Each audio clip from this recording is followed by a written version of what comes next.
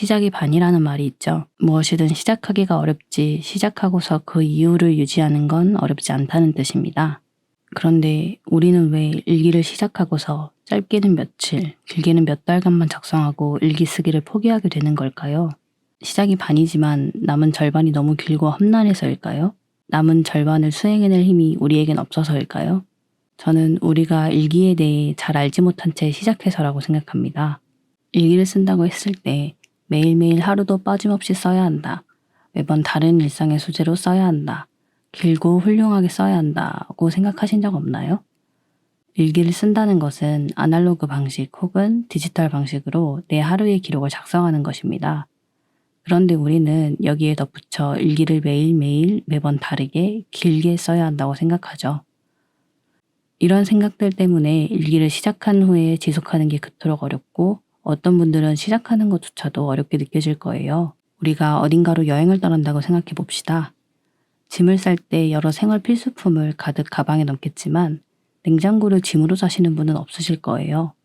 왜냐하면 여행을 하는데 냉장고까지는 필요하지 않으니까요. 이 사실을 모르고 기어이 여행길에 냉장고를 가지고 가게 된다면 어떨까요? 부피도 크고 무게도 무거워서 어찌저찌 이고지고 간다고 한들 얼마 못 갈 거예요.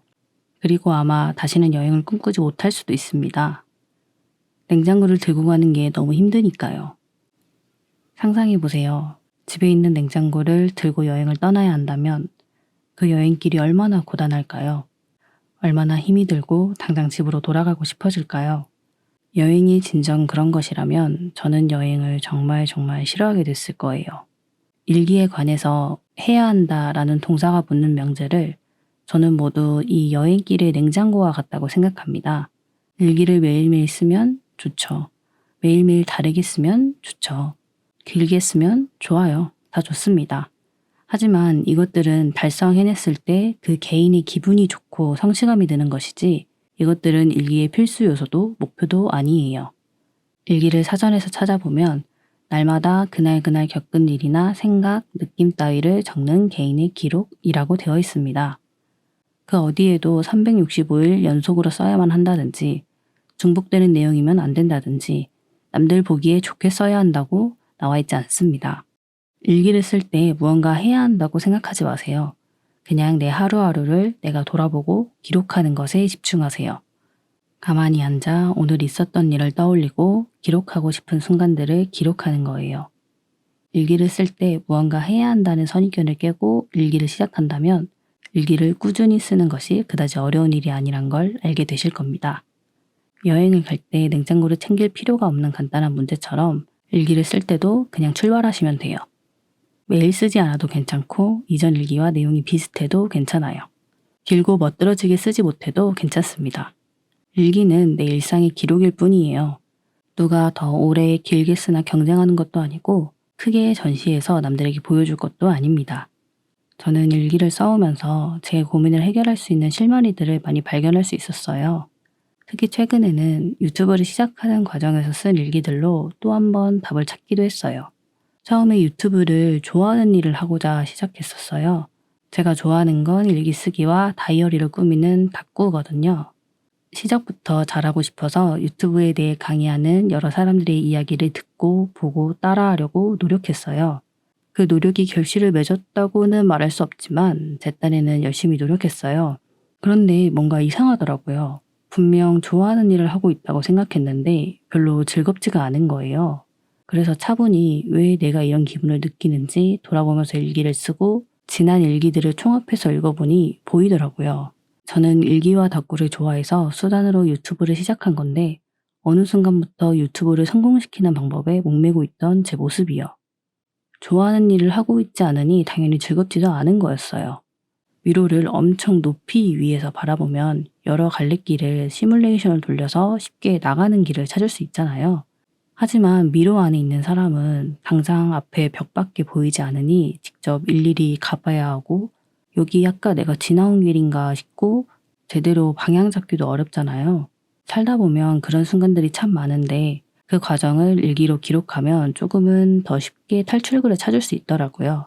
제가 좋아하는 일을 해내기 위해 수단으로 삼던 일이 어느새 주객이 전도되어 수단을 제일로 생각하고 정작 좋아하는 일을 부차적으로 여겼던 걸 일기를 통해 깨달은 것 같이요. 제가 만약 일기를 쓰지 않았다면 어땠을까요? 아마 아직도 미로 속에서 헤매기만 하다가 끝내는 이 길이 내 길이 아닌가 보다 하고 그만둬버렸을지도 몰라요. 일기의 효과에 관한 이야기는 제가 더 말하지 않아도 이미 많이 들어오셨을 거라고 생각해요. 그렇기 때문에 여러분들도 일기를 쓰려고 시도하셨던 걸 거고요. 단지 앞서 말씀드린 것처럼 잘 알지 못한 채 시작해서 지속하기가 어려웠던 거죠. 여러분 주위에 누군가가 여행을 갈 때는 반드시 냉장고를 챙겨가야 한다고 생각해서 매번 여행을 힘들게 시작하고 제대로 즐기지도 못하고 돌아와서 앞으로 나는 여행을 가지 않겠다고 하면 너무 안타깝잖아요. 누군가가 일기에 대한 잘못된 선입견 때문에 중간에 그만두고 일기 쓰기는 너무 어려우니 못 쓰겠다는 말을 볼 때 저는 그런 기분을 느껴요. 그래서 여러분들이 선입견은 버려두고 일기를 잘 시작하셨으면 좋겠어요. 일기를 계속 쓰다 보니 기록이 즐거워서 매일 쓰고 싶어지고 매번 다르게 쓰고 싶어지고 길고 훌륭하게 쓰고 싶어질 수도 있겠죠. 그럼 그때마다 조금씩 목표를 세우거나 방법을 모색해야 할 일이지 일기 시작 단계부터 이것들을 각오하고 시작해야 할 건 아니에요. 그러니 우리 그동안 무리해서 냉장고를 가지고 여행길을 시작하던 건 그만두고 이제는 한결 가볍고 편안하게 여행을 나서기로 해요.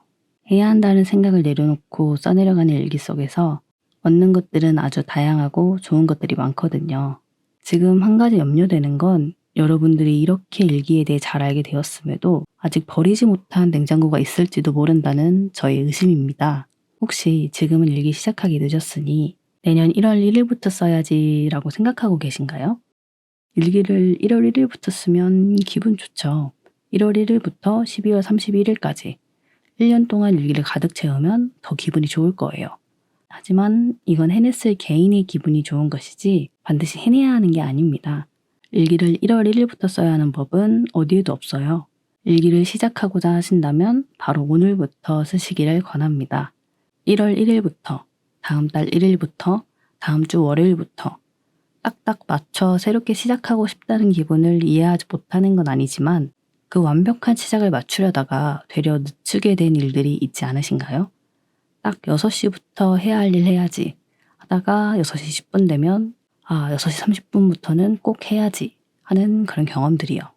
저는 무척 많았고 그래서 이제는 해야 하는 일, 하고 싶은 일이 있으면 언제부터 해야지가 아니라 시간이 나면 바로 해야지 하고 자세를 바꿔나가려고 노력하고 있어요. 벌써 2023년 6월이 끝나가고 있습니다.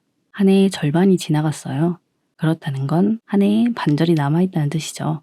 일기 시작하기에 딱 좋은 때지 않나요? 여러분들의 일기에 관한 선입견을 바로잡게 되었다면, 그래서 여러분들이 쉽게 일기를 시작하게 되었다면 너무나도 좋겠습니다. 영상 시청해주셔서 감사드리고 구독과 좋아요 눌러주시면 또 열심히 일기에 관한 이야기를 풀어볼게요. 일기 즐겁게 쓰시고 하루 마무리 잘 하시길 바랍니다. 오늘 하루는 어떠셨나요?